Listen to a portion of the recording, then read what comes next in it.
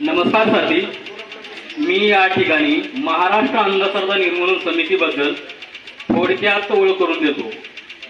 पहिल्यांदा आपण हे लक्षात घ्या की महाराष्ट्र अंधश्रद्धा निर्मूलन समिती ही कुठल्याही देवाधर्माच्या विरोधात नसून आपल्या संतांनी जो समाज परिवर्तनाचा विवेकी वारसा दिला त्याच विचाराचा प्रचार व प्रसार महाराष्ट्र अंधश्रद्धा निर्मूलन समिती करत आहे आणि हा विचार अनेक वारकरी कीर्तनकारांनीही मान्य केलेला आहे। महाराष्ट्र अंधश्रद्धा निर्मूलन समिती नेमकी काय करते तर महाराष्ट्र अंधश्रद्धा निर्मूलन समिती शोषण करणाऱ्या, फसवणूक करणाऱ्या सर्व प्रकारच्या अंधश्रद्धांच्या विरोधात प्रबोधन व संघर्ष करते। महाराष्ट्र अंधश्रद्धा निर्मूलन समिती जनमानसात व विशेष विद्यार्थ्यांमध्ये वैज्ञानिक दृष्टिकोन रुजवण्याचे काम करते। महाराष्ट्र अंधश्रद्धा निर्मूलन समिती समाज सुधारकांचा, मानवतावादांचा व धर्मचिकित्सेचा वारसा प्रबोधन व कृती याद्वारे चालवते। महाराष्ट्र अंधश्रद्धा निर्मूलन समिती समाजातील परिवर्तनवादी चळवळीशी स्वतःला जोडून घेऊन महाराष्ट्र अंधश्रद्धा निर्मूलन समितीच्या महाराष्ट्रातील सर्व जिल्ह्यात 200च्या वर शाखा आहेत। विशेष म्हणजे कोणत्याही शासकीय व देशी विदेशी मदतीच्या आधाराशिवाय लोकपाठिंब्यावर उभी राहिलेली ही चळवळ आहे। महाराष्ट्र अंधश्रद्धा निर्मूलन समितीने समाजाचे शोषण करणारे शेकडो बुवा बाबा, भगत आणि करणी बारामती सारखे प्रकार यशस्वीपणे पर्दाफाश केलेला आहे। म्हणूनच आपणही आपल्या गावात महाराष्ट्र अंधश्रद्धा निर्मूलन समितीचा कार्यक्रम घेऊन विवेकाचा आवाज बुलंद करूया, विवेकाचा आवाज बुलंद करूया। नमस्कार साथी, महाराष्ट्र अंधश्रद्धा निर्मूलन समिती संपर्क शाखा वांगजी, कार्याध्यक्ष मी VS डाके। महाराष्ट्रातील सर्व जनतेस संत विचार आणि अंधश्रद्धा निर्मूलन याविषयी जनप्रबोधन व्हावे यासाठी महाराष्ट्र अंधश्रद्धा निर्मूलन समिती संपूर्ण राज्यभर वारसा संतांचा अंधश्रद्धा निर्मूलनाचा हे अभियान राबवत आहे। यामध्ये आपण आज संत श्रेष्ठ ज्ञानेश्वर महाराज यांच्या एका अभंगाचे थोडक्यात निरूपण करू। संत ज्ञानेश्वर महाराज आपल्या अभंगात म्हणतात, मंत्र बळे वैरी मरे तरी का घ्यावी लागती हाती कटारे। मंत्र बळे वैरी मरे तरी का घ्यावी लागती हाती कटारे। प्रस्तुत अभंगाचा अर्थ असा आहे, मंत्राने जर खरोखर आपला वैरी किंवा दुश्मन मरत असेल किंवा वैऱ्याला हरवता येत असेल किंवा त्याचे वाईट करता येत असेल तर मग हातात तलवारी किंवा बंदुका का घ्याव्या लागतात। तात्पर्य, करणी, भानामती, भूत, देव, दैव, आघोरी शक्ती वगैरे या जगात नाही। मंत्राने कुणाचेही वाईट किंवा चांगलेही करता येत नाही। जे घडते त्याला कारण असते, कोणतीही गोष्ट कारणाशिवाय घडत नाही। वैऱ्याला मारण्यासाठी मंत्राचा काहीच उपयोग होत नाही आणि झाला असता तर आपल्या भारताच्या सीमेवर बुवा बाबा या लोकांना बसवले असते। एवढा सैनिकावर सरकार खर्च करत बसले नसते। करणी, भानामती हे सर्व खोटे आणि थोतांड आहे हे लक्षात घ्यावे। संत ज्ञानेश्वर महाराजांनी विवेकी आणि विज्ञानवादी चळवळ चालवलेली आहे। याचा आधार घेऊन आपण आपला समाज विवेकी बनवूया आणि विवेकाचा आवाज बुलंद करूया, विवेकाचा आवाज बुलंद करूया।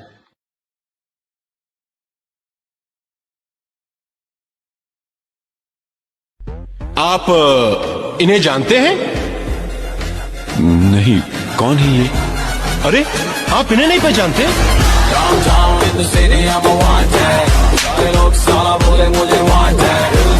मेरा और इसका क्या नाता है?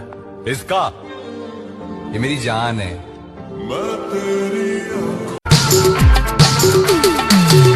अरे यारों का वो यार हूँ, यारी में ये जानता दे दो, मैं हूँ वही, मैं हूँ वही दुश्मन का। Hey villain, smile.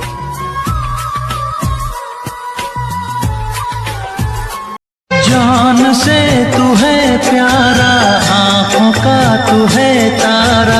बिन तेरे जिएंगे अब हम न एक पल।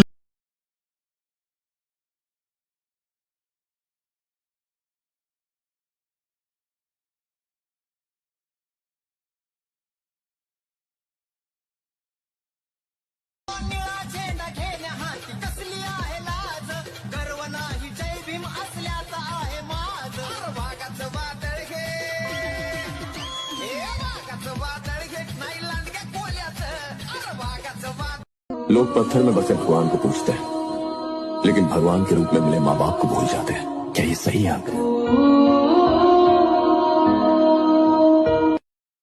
लोग पत्थर में बसे भगवान को पूछते हैं, लेकिन भगवान के रूप में मिले माँ बाप को भूल जाते हैं। क्या ये सही है आंकड़े?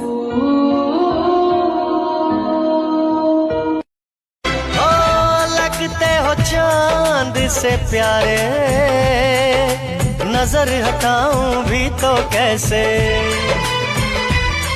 हाँ देख के जी नहीं भरता, छोड़ के जाऊं भी तो कैसे। हाय लौट के मुश्किल मेरा घर।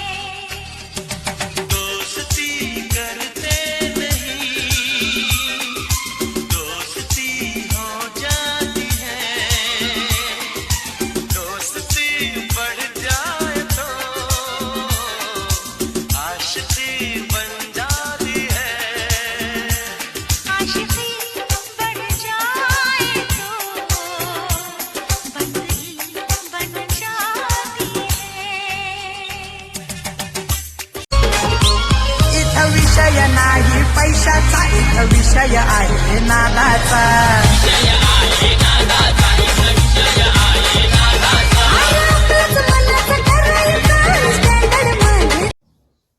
नमस्कार साथी,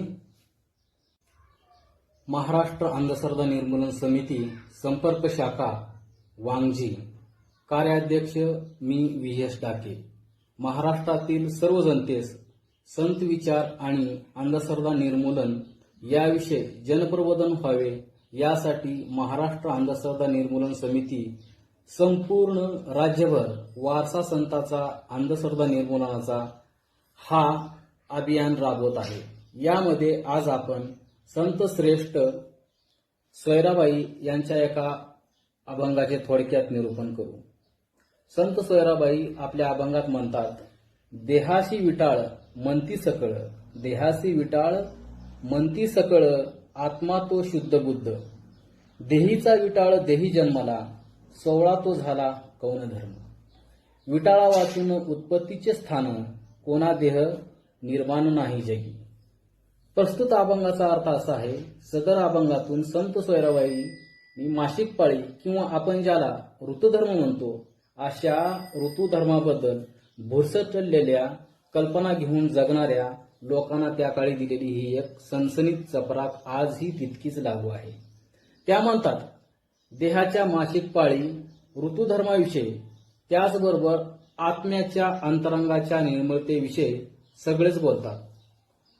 मात्र देहाचा ऋतुधर्म हा देहातूनच निर्माण झालेला असल्याने मग त्यात कसले आले सवळेपण। मासिक पाळी वाचून मनुष्य देहाचा जन्म तरी शक्य आहे का? त्यामुळे त्यातून निर्माण होणारी विटाळ, शिवाशिव, बाट या कल्पना निरर्थक आहेत असे प्रकट प्रतिपादन त्या करतात।